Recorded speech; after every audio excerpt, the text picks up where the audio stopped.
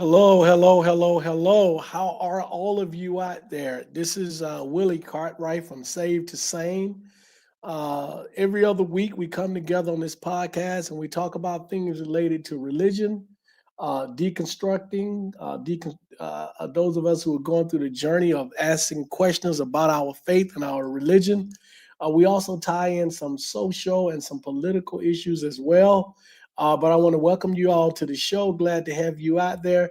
Those of you who are listening to the program live, please chime in. Let me know that you're out there. Those of you who may listen to the playback or listen to this at a later time, I certainly appreciate that.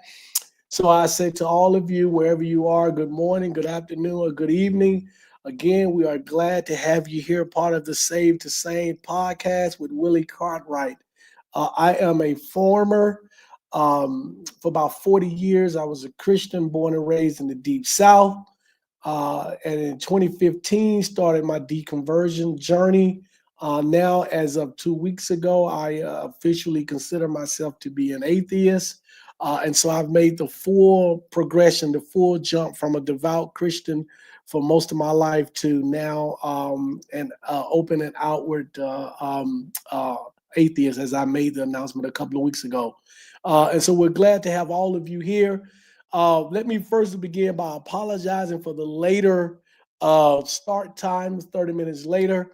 It is my fault. I try to keep this consistent when we do the podcast. Usually we're 4 o'clock on the West Coast. I live on the West Coast now, 7 o'clock on the East Coast, and wherever else you fall, Mountain Time, Central Time.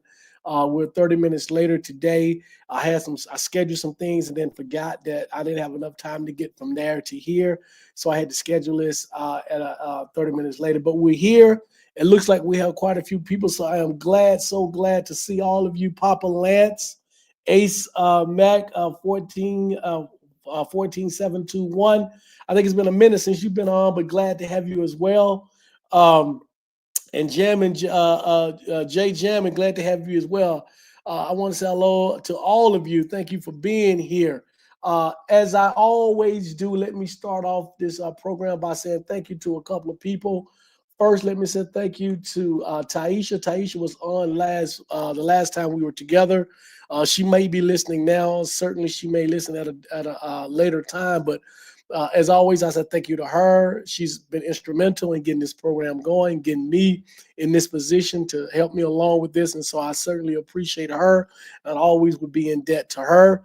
Secondly, is my wife, supportive, 100% supportive behind me with all of this. So I certainly appreciate my wife who's out there. And so I'd like to say thank you to her as well.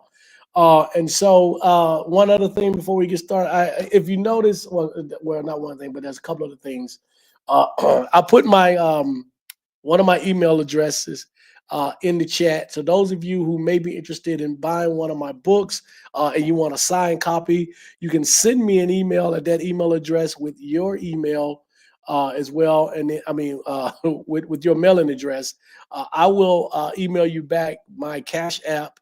And then you can, the price is $19.99 for the book. I'll send you a signed copy. This is the book here, From Save to Sane, My Journey Away from Christianity and Why Christianity Has Been Detrimental to the African American Community. Willie O. Cartwright. If you don't want a signed copy, you're partial to Amazon, you can go on Amazon. Amazon is available on Amazon as well. So we appreciate that. Also, if you notice, one of the things I said I was going to do or start doing a while ago, and I haven't been quite keeping up with it, but I'm going to start it in earnest and try to make sure that we keep this going, is I'm going to make a suggestion, hopefully every time we get together, about a book that you can read. For those of you who want more information about your journey or want more support or just want something to read, that's informative. I'll make some suggestions. Most of these books, many of these books, if not all of them, would be books that I've read before. Some of them I've cited in my writings. The first one, and it's posted here in the chat, is Black Free Thinkers, A History of African American Secularism by Christopher Cameron. Dr. Cameron is a professor at the University of North Carolina at Charlotte. This book is an extensive writing of early Black free thinkers what we tend to believe in our community is that we've always, all of us for the most part, have always been religious, at least since enslavement of our people, that all of us have been Christians, all of us have been religious.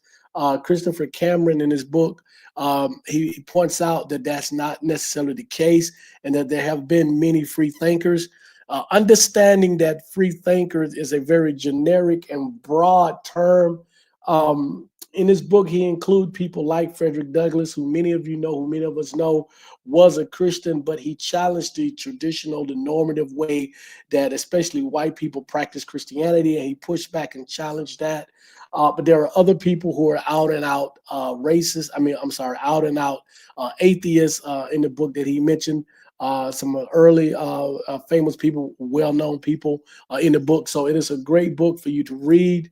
Again, you'll get information about some early free thinkers, agnostic, atheists, humanists. So it's a fantastic book. Again, that book is Black Free Thinkers, A History of African-American Secularism by Christopher Cameron, a fantastic book. I don't have it anymore. When we moved, we gave a lot of our books away when we took them to a bookstore. So many of our books are gone, thanks to my wife, who wanted to sort of clean out everything. So we did that.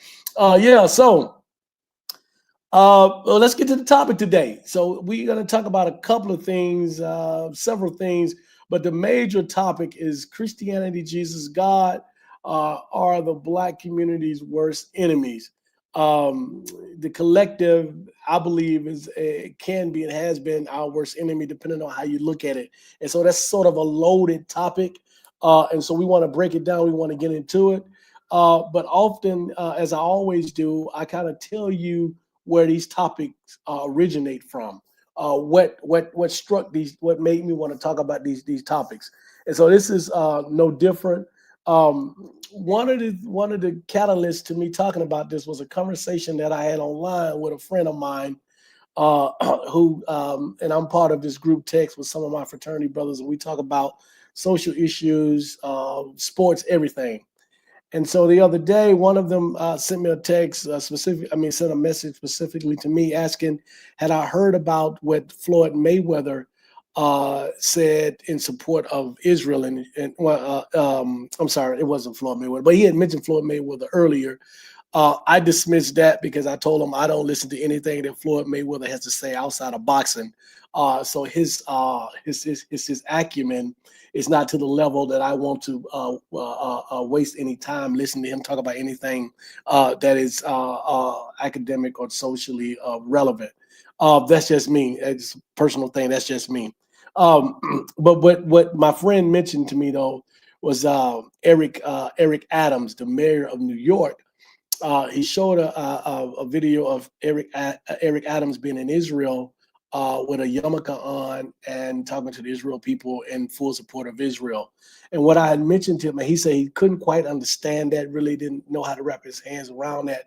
And what I told him and reminded him of is that I often say that African Americans, we see life through the prism of religion. And that so we are extremely devout. And for many of us, our Christianity, and this is not me, when I say us, I mean the collective community, our Christianity comes first before our racial identity, before our ethnicity, even before our nationality. And so, and I was explaining to him that is the case, and that African Americans, in particular Christians, feel this connection to Israel because it is biblical. There's a lot that's written about Israel, that's being the chosen people, things having to happen with Israel and the people of Israel before Jesus is to come and make his second return. With the caveat being that these are not the original, the people that we see today in Israel are not the original Jews. That is not a subjective statement, that is an objective statement based on the history. And so most of us who understand history of that region and religious history know this to be a fact. But anyway, and so we talked about that. And so I began to think about some of the things regarding religion and how we approach that religion and how it tends to uh, stymie our progress in many facets, in many areas. And so that started me to thinking about that. Secondly, I had a friend of mine, again, part of the same group, but he's a really good friend of mine who called me up on Sunday, flustered about finding out that his mother, who was in her early 80s, had been given tens of thousands of dollars to TV televangelists. And now this brother, he believes in God, but he and his mother have this conflict because she was raised Pentecostal, raised him as a Pentecostal. He's walked away uh, from that denomination. And although he still believes in God, she says that he's not saved, so forth and so on. Those of you who have familiarity with uh, that denomination, you know that it is very fundamental and very literist. So it is literal in its understanding of text and its practice of the religion. And so there's that conflict there. But what was more important to him and to me was, his mother giving tens of thousands of dollars to these televangelists, and him trying to wrap his arms around it and trying to get control of that. One of the things that we talked about was that him, himself, and his wife don't necessarily need the money, but later on, his mother might need the money for medical care. More than likely, if she lives long enough, she's going to need the money for medical care. So again, that got me to thinking how our religious practice and how we do religion, how in particular Christianity, how these things hold us back. And so this is a direct correlation to what I'm talking about. When we're giving away money that we can use ourselves, in the case of his mother, for her health, but even if she was healthy or younger, this is part of her estate that could be left, if not for her kids, but for her grandkids, which he also mentioned as well. And so imagine the tens and thousands of dollars that have gone to these televangelists, that what her grandkids could do with this money. They can put a down payment on a house. They can fund college. They can They can invest in the stock market. They can buy property. So again, we talk about how religion, especially the way we practice it, holds us back. And so this was just in a small example. These two examples were small examples of a larger picture that I wanted to address this evening. And so that's where we are with that. So we're glad to have we have another person, Surin Lada 1109. I'm probably mispronouncing it, but peace to you as well. I might just call you 1109 because I hate to butcher names on here. But glad to have you all, and I encourage you all to chime in with comments about any of the things that we're talking about today. And so those were the two catalysts into why we're discussing the things that we are discussing. But when we talk about religion, in particular Christianity, and I would throw Islam in there as well, being a progress stopper for our community, it is simply because I can call you Ron. Okay, gotcha. All right, Ron. Listening from Charlotte, North Carolina. Okay, fantastic. Glad to have you. It has been a progress stopper throughout the history of our ancestors being here. Um, Let me add this. I was in doing some of my research for this today.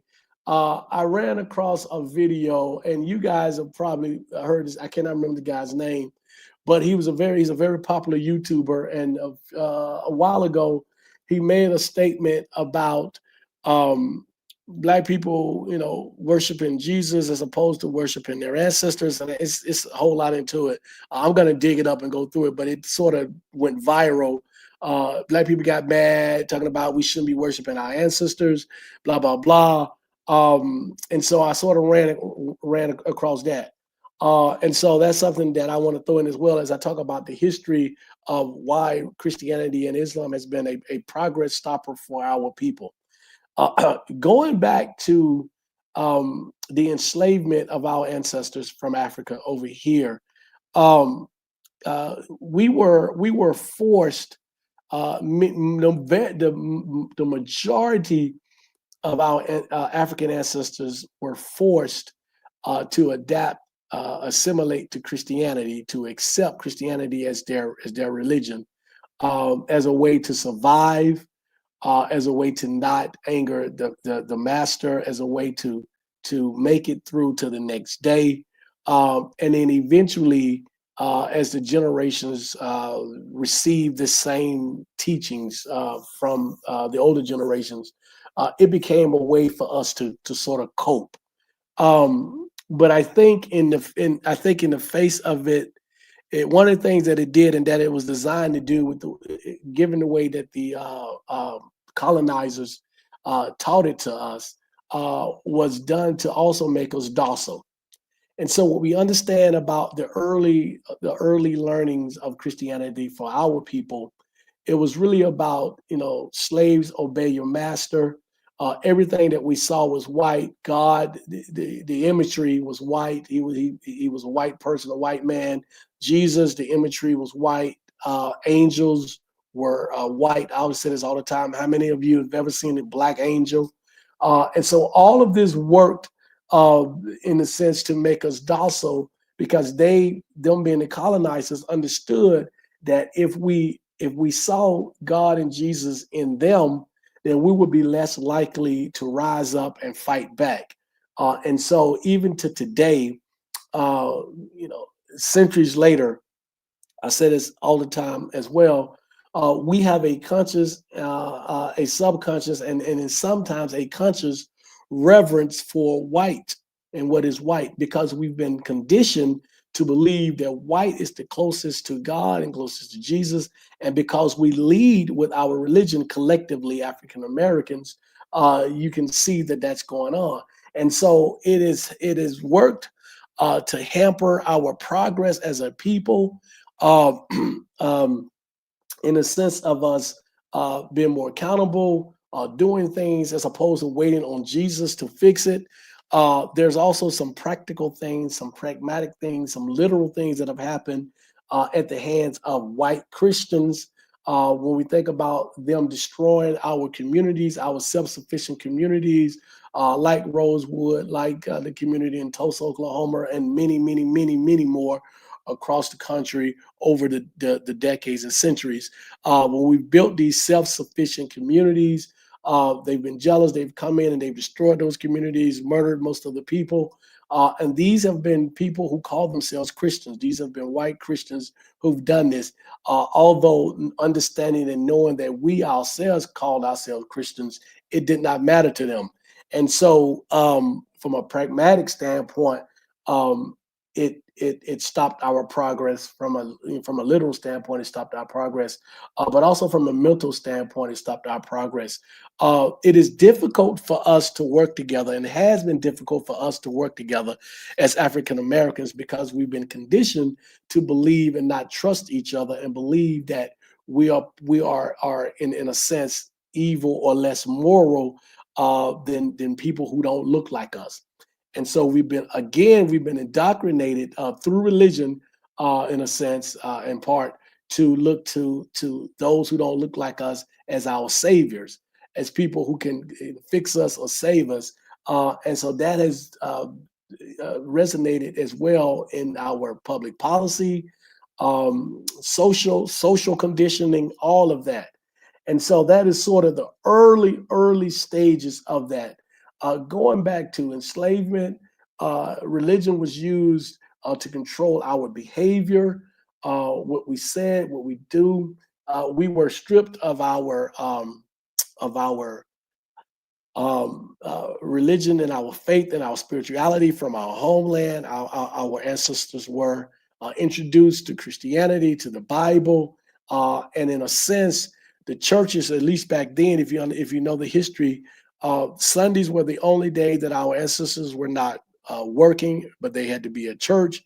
And the pastor, the minister, the person that delivered the message, in a situation where he may have been black, he was told what to say and what not to say. And in many situations, there was always a white overseer there in the church to make sure that he was saying the right message to all of us. And again, what I mean to all of our people.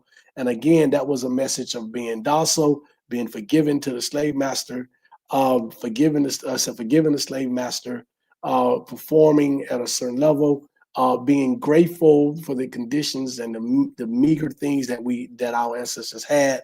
All of that was part of this Christian message, as well as um, the story of the story of Ham, which essentially said that we, based on our skin color, we are supposed to be enslaved. That is part of the curse, quote unquote, that's in the Old Testament. And so when you factor all of this in, it is no wonder that you hear people today, African Americans, still saying stuff like, "We were fortunate enough to be enslaved because without enslavement, we would have never come to know Jesus." There are actually people in our community who still believe that, who still say this openly. There are pastors on the pulpit that I've literally heard say this as well. And so, when you get beyond the subconscious conditioning, and now this is very overt. And so it is still there. And so it is very powerful. It is part of the indoctrination. We have another visit, Black and Bougie. What's going on? Peace. Haven't been here in a while, working a lot. I love it here. Thank you. I certainly appreciate that. I love having all of you here, part of one big family, so we can get these things out and make sure that we discuss these things. So yeah, so that's sort of the history and the background of what we all know, or what we all have come to learn about literal progress stopping through Christianity. And I mention Christianity all the time because that's my background. But Islam is very similar. As a matter of fact, as many of you know, Arabs through Islam were the first to enslave our African ancestors. Before European Christians, it was the Arab Muslims, and so they don't get a pass either. And so I put them in the same category as well. So for any of my Muslim brothers out there, mothers and sisters out there who believe, like I once did, that Islam was a better religion for us, you're simply trading one slave master for another slave master. In my opinion, when you talk about religion, when you talk about going from Christianity to Islam, still the same thing to me. And so yeah.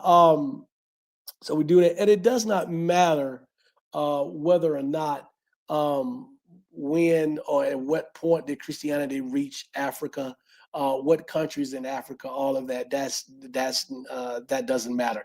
It also doesn't matter that people believe that the physical Jesus was a man of color. None of that matters whatsoever. It is what it is. Black and Bougie, the comment says, "I want this shit to grow. Black atheists are pretty much alone." Yes, we are. Black and Bougie, I don't know if you looked at the video from a couple of weeks ago, but I made the grand pronouncement that I now consider myself to be an atheist. It took me a while to get to that point, although in practice I had been one, but to openly say that was a huge step for me, and so I'm glad that I'm saying that now. But you are absolutely right. And so what was I talking about? Okay, and so now as we move forward, talking about this religion, Christianity and Islam being a progress stopper for our people, let's look at the Black church. What has the Black church done? What has been the Black church position in all of this? Has the Black church, in a sense, been a progress stopper? And so let's look at that. Black and Bougie says, "How do you debunk the theory that Christianity started on the continent?" Um, Great question. So yeah, so let me touch on that as well. And I've had these debates with those people. First of all, it does not matter. But here's the history. Christianity was started in Judea, which is in northeast Africa, I guess you can say. However, Judea at the time was under Roman control, right? And so Christianity went from there to across to Ethiopia and one other northern African country, back to Europe, and then eventually to sub-Saharan Africa, where all of our ancestors were from. So I break that up to say that those of us in the United States and in the Caribbean islands and all the other places where the ships dropped our ancestors off, uh, the vast majority of our ancestors came from sub-Saharan Africa, either Central or Western Africa, right? Central, West, or Central Africa. And so all of those ancestors, all of those people were introduced to Christianity through Europeans, and then generations later through Europeans here in America. So whether or not it was where it was founded makes it no more valid. Regard that doesn't make it valid that it was started wherever it was started. Secondly, we also know that Christianity was introduced to Ethiopia and the other northern African country by a non-sub-Saharan African. And it depends on what you read or where. It was a person of color per se, but Christianity and Islam are not native to sub-Saharan Africa. The Africans, our ancestors, had their own spiritual practices, a multitude of spiritual practices. And so, regardless of where it was found, it still is a religion that has borrowed or stolen many of its concepts from much older religions that are not Christianity. I mean, that are not Christian religions, or they're not part of the Abrahamic religion. And so they stole many of their concepts and ideas and theories from much older religions that existed long before there was a Jesus, before Jesus was even thought about. Much like those older religions, it still doesn't validate, still doesn't prove that their Jesus, from a divine standpoint, existed. It certainly doesn't prove that any type of God existed, including the Abrahamic God. So it's still a moot point to me. And I don't understand what they're trying to prove. Because if you think about it, if they believe that Christianity was founded on the continent of Africa, and thereby by extension saying that, okay, that makes it valid, then what about all of the other spiritual practices that are certainly indigenous to the African continent? Then they all should be valid as well, because they are much more indigenous to the African culture, and specifically to our ancestors that come from Central and West and Central and West Africa. But I put all of those in the same pot. As an atheist, I don't believe in any gods or deities, whether they're from Africa, China, Europe, North America, wherever. And so it makes no difference it makes no difference to me. Black Christians was said as they like to bring this point up because it makes them feel more comfortable. Still doesn't change the fact, still doesn't add any validity to their God or their gods. Still doesn't add any validity to Jesus Christ's divinity, resurrected, whatever. So it makes no difference to me. Just a couple of comments. Ace Mark said, Mo Wheat, Mars Wheatley. I have no idea how it switched. Oh, okay. Appreciate that. Black Boo just say, if you interview me, do I have to be on camera? No, you don't. You don't have to be, so we can set that up. Me neither. None of them. Black and okay. I guess you're agreeing with what I was saying. Christine, what's going on? Greetings from Texas. Always shout out Christine because she bought my book recently, and hopefully she started reading it already, and hopefully she's getting some good stuff out of it. Let's see. 1109 said, I thought it started in the Levant area. I think that's all in the same area. But if you do the research, Christianity actually started in Judea, which was a Roman-controlled province at the time. Let's see. Ethiopia got their concept of Christianity from the Greeks. Absolutely. Again, all of this stuff, think about all of this. All these people live in the same general region. Christianity is what, 2,500 years old, roughly. There are religions that are 4,000 years old, 5,000 years old, 6,000 years old, 8,000 years old, in the same region. And so, for anyone to believe, if you look at the whole story of Jesus, if you look at the Genesis story, if you look at the Noah's Ark story, all of that stuff you can find in religions that predate Christianity. And there's a archetype to all of this. The whole Jesus story, you find it in almost every religion. There is a Jesus type story. Born of a virgin, December 25th, 12 followers, born meager, virgin. Their father was a god, and the mother was human. That's the archetype for all religions. The flood story, again, an archetype for all religions. All of that. There's different Genesis story. God creating the earth in 6 days. There are other stories that makes the Genesis story is as far-fetched. The Genesis biblical story is as far-fetched as some of the other stories that you will read about. So when we start to really think about it and break this down, we think about all this stuff. A man living inside of a well for 3 days, a talking snake, flying donkeys. I mean, if you really, really, really break this down and you look at this stuff objectively, it sounds no different. And in some cases, it sounds even more far-fetched than some of the stuff that people readily dismiss as mythology. The Bible and the stories of the Bible are all mythology. It is no different than what you'll read about Zeus, Apollo, Mithras, Dionysus, all of them. It is all of this. It is all the same. Christianity just did a much better job of marketing, and Christianity had the state of Rome and Constantine behind it in its inception. Those are the two biggest differences as to why Christianity is where it is now, today. And so other comments, 119 said, Christianity is a blank religion. Religion is mixed up with a whole lot of cultures. B, I don't know what that, you can say it on here, I don't care. Let's see, Christine said, exactly true. Black and Bougie said, I'll be better if Jesus was white, because if he's not, then he's he is.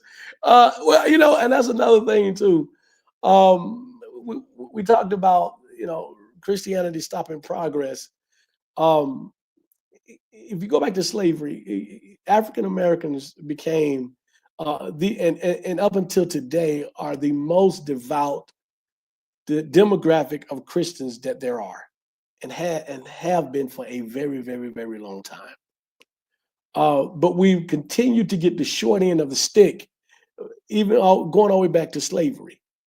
If the slaves are praying to the same God as the slave owners for decades and centuries, God sided with the slave owners, right? And even today, even though we might be free, God is still siding with the colonizers. He's still siding with those the children of the ancestors that enslaved our ancestors. And so you have to ask yourself, either in this sense, either God is white and a racist, or he's black and a coon.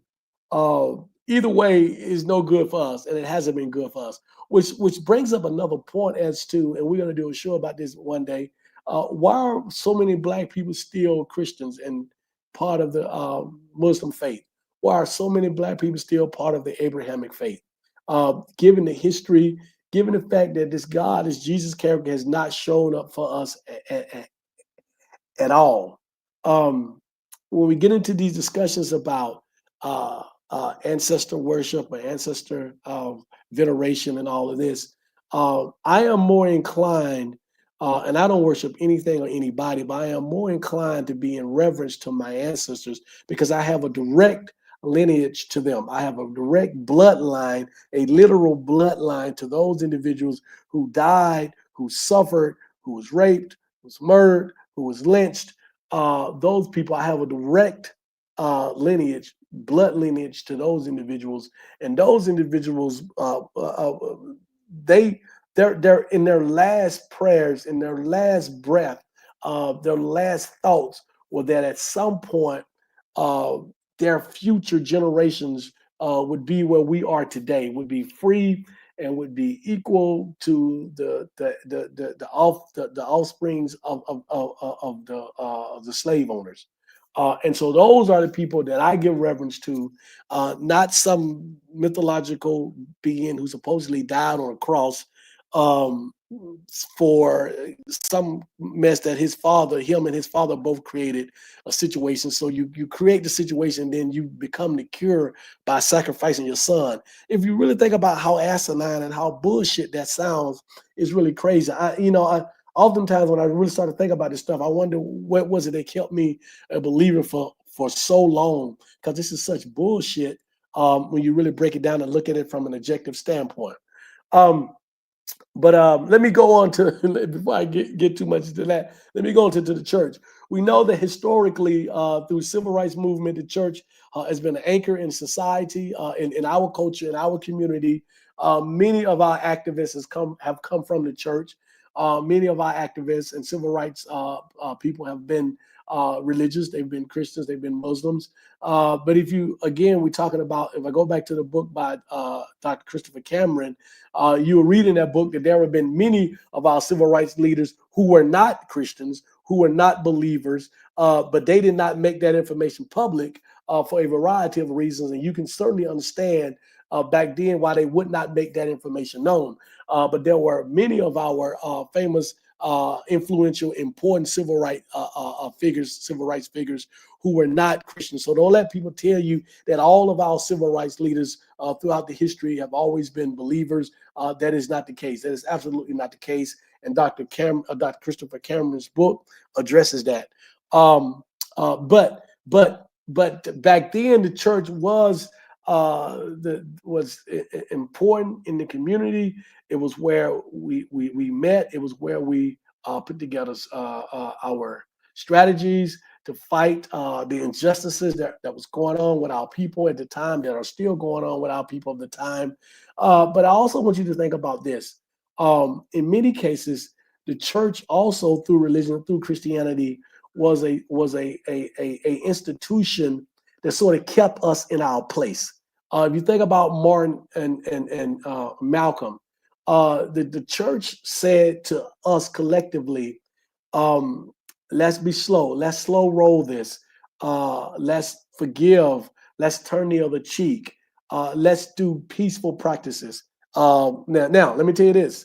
I am not a Monday morning quarterback, meaning that I don't look back 40 years later, 50 years later and say, okay, our collective approach in the way we fought civil rights through Dr. Martin Luther King was wrong. I would never say that, because here's the reason why. Number one, to a certain extent, it worked. Number two, we as a collective group was doing what we thought was best at the time. And number three, I would never, ever crap on Dr. Martin Luther King Jr. For the sacrifices and the hard work and everything that he and the other civil rights workers did. I wouldn't be here. And I'm first generation post-civil rights. So certainly, again, I do have a reverence to them and all of that. However, when I say that, did the church and the teachers of the church and where we were with Christianity, did it hamper us from being more aggressive? Did it hamper us in being more,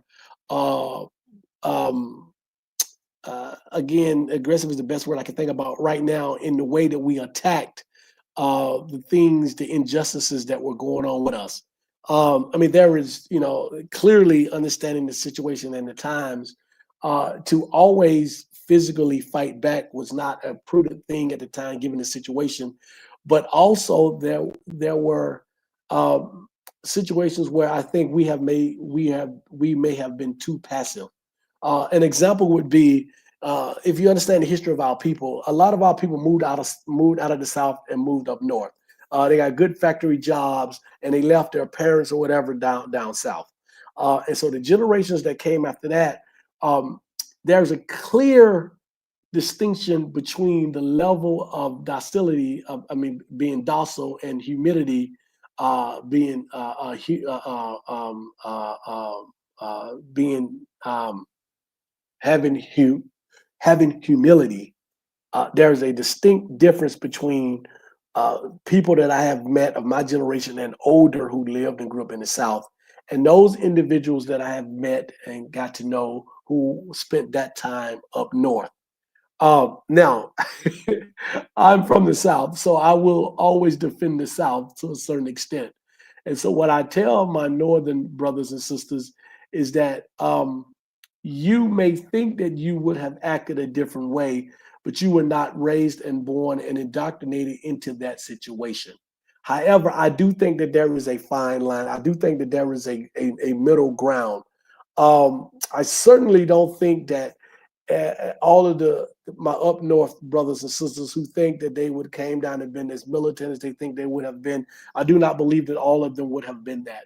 But I do think that there was a level of humility, deep humility, that my southern brothers and sisters, uh, it was too much. And I think we could have done a better job of being of fighting back, of being more aggressive, collectively, right? And so there's a middle ground. But I think the church was very responsible, very much responsible for how we acted, how Southern blacks acted. Because again, the church and the Bible, Christianity told us to act this way, be docile, turn the other cheek. Again, we had a reverence. We still do have a reverence for what's white, because we believe what's white is right. We were taught a certain way to act, and we thought that that was part of being a good Christian. It was taught to us, and so I think after a certain period, after a certain time, the black church became a hindrance in our progress as well because of the mindset that was instilled and indoctrinated in us through the church. And so that is, one of the things. We also talk about Black liberation theology, and I've talked about that before here on this show. A doctor, Dr. James Cone, who I very much respect and I've read a lot of his stuff, who passed probably a handful of years ago. He sort of is the father of Black liberation theology. And basically, one of the things that he talks about in Black liberation theology is the fact that African Americans feel like we have this unique relationship with Jesus Christ because we have the same shared suffrage. Jesus Christ suffering on the cross and going through what Jesus Christ went through according to the Bible, and the suffering that our people have gone through for generations and generations and generations, we believe that we have this connection with Jesus Christ. Again, I look at that as a hindrance to our progress because what that does to us collectively, it says that okay, we either get some kind of gold star for going through this, or now we're closer to Jesus for going through this, and it creates in some of us a desire, in a sense, to suffer or being accepting of the suffering that is upon our community, which in return stops us or hinders us from doing more to stop the suffering that is going on in our community. I have heard in churches, in Black churches, where people have said, in order for you to get to heaven, you need to suffer. If Jesus suffered, why do you not think that you're going to suffer? And so again, what that does is make suffering for us expected, accepted, and almost desired. And so again, that stops us from the progress that we can make in our community. And I know many of you who've been part of the Black church have often heard that if you're not struggling, then the devil has you, right? If you're struggling, that gives God or Jesus an opportunity to come in and save you. But if you're doing well in life, that means the devil already has you. And so think about the mentality of that, of you as a Black Christian, not wanting to do well because you associate doing well with being in the grips of Satan. And so that in itself is a mental hindrance to you doing well. And if it's widespread in our community, like at least I know that it used to be, it becomes a hindrance for our collective community. Christine said the church is responsible for how the non-white people behave, non-violence, insanity. Um, yeah, absolutely. But again, I am careful not to crap on Dr. King and the movement. Although Dr. King also had another side, so he wasn't all just yeah, kumbaya. But that's the message that's put out in front that we see and we hear about. But if you go and read some of this other stuff, especially right before he was assassinated, when he started talking about economics, that was a more aggressive tone that Dr. King that he expressed. But understanding, a lot of times I think about Dr. King in the way I think about Jackie Robinson in baseball. It took a certain personality um, for us to get to a certain level. And so in the civil rights movement, Dr. King was that personality. He wasn't a Malcolm X personality because a Malcolm X personality at that time, under those situations, under those circumstances, would not have been as successful in that situation. Jackie Robinson, many of you who know the story of Jackie Robinson becoming the first uh, black baseball player, he was not the most talented. There were other Negro League baseball players who were more talented than Jackie Robinson. But Jackie Robinson had the demeanor plus talent, but he had the demeanor to where he needed to be upfront and be that person. I oftentimes, and people, people don't necessarily agree with me about this, but I also say the same thing about uh, President President Obama. Sorry about that. What I say is that yeah, there are some other things that we would have liked to see him do for us as a collective community. But I think that he had to walk a fine line, especially the first term, walk a fine line because he was the first African American president. Um, and so I think there were some give and take there. Not making excuses for things that he could have done that he did not do or whatever. But that's always something to be conscious about when we have a first of anything, um, especially uh, when we've never had that particular person before. And so we have to look at not only is this person intelligent enough, smart enough, or in sports talented enough, but does this person have the right demeanor? And that is not placating to white people. That is just saying it is what it is, the reality of the situation. And so now we've had an African American president who showed that beyond anything, he is capable, more capable than almost any other president that we've had. That should not be the question the next time an African American run. Now we saw that with Kamala. That was also some sexism involved, in my opinion, with that. And so the sexism thing, rears its ugly head as well as the racism stuff as well. But anyway, a couple of comments. Christine said, "I remember a Christian said to, I love that pain in Jesus' name. I love that pain in Jesus' name." Yeah, it is. It is at times. Um, it is. It is at times sickening. Um, the reverence that we as a collective community give to this Jesus figure. I have literally seen people cry more about the passion of Jesus, in the movie that came out that talked about his death, his on the cross and the resurrection.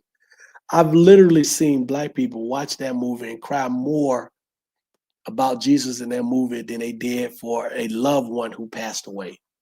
I've literally heard black Christians say that Jesus and God is the most important thing to them, even before their family members. I've literally heard when you bring up the story of Abraham, and Isaac and Ishmael, depending on your faith. But the sacrifice of that, I've heard Black people, Black Christians defend that as if they would do the same thing. That if they believe that God said to them, you should sacrifice your child, I have literally heard Black Christians say that they would do the same. And in some cases, they would do the same without hesitation. That is scary, that is demented, that is asinine, that is disgusting, and that is sickening. But that shows you the power of the indoctrination with that. And so, yeah, it is crazy.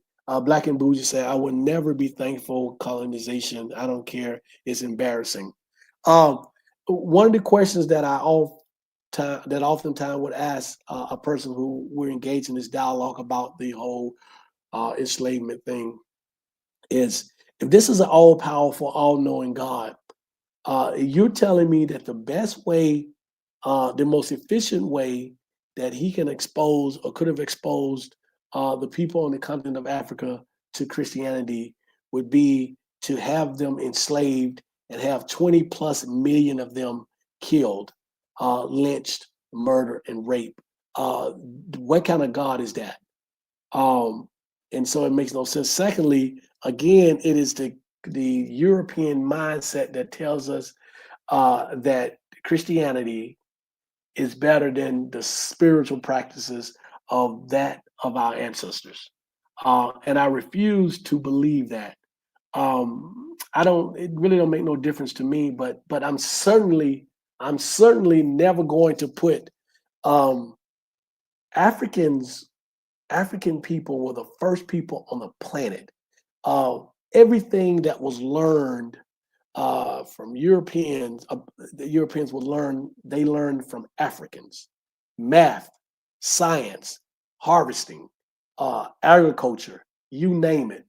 Africans did it first, right? And so for you to tell me that Johnny come lately Europeans came up with this religion, and that somehow it is better than the spiritual practices of our people who have been practicing that for centuries, have been practicing their spiritual practices for centuries, and up until that point had no issues with Europeans. There were warring tribes like all over the world. There were people of different tribes or whatever who had been taken as prisoners of war, but not to the extent and not to the level and not to the brutality of what we see and what we know to be from Europeans. And so I refuse to believe that. A couple of more comments. Let's see, what was the last one? Black and Bougie said, "This is why I will never marry a religious male who cares more for an unseen deity than the very people he can see." Yeah, absolutely. I don't disagree at all. Thankfully, I'm not in a situation. My wife and I, neither one of us are believers. We both left at the same time. But I oftentimes think about those individuals, African Americans, who are single, who are looking for someone to date. That has to be really, really hard. And I think um, for us in particularly, because we so much lead with our faith. And I could let me say this, and I could be, y'all can correct me if I'm wrong.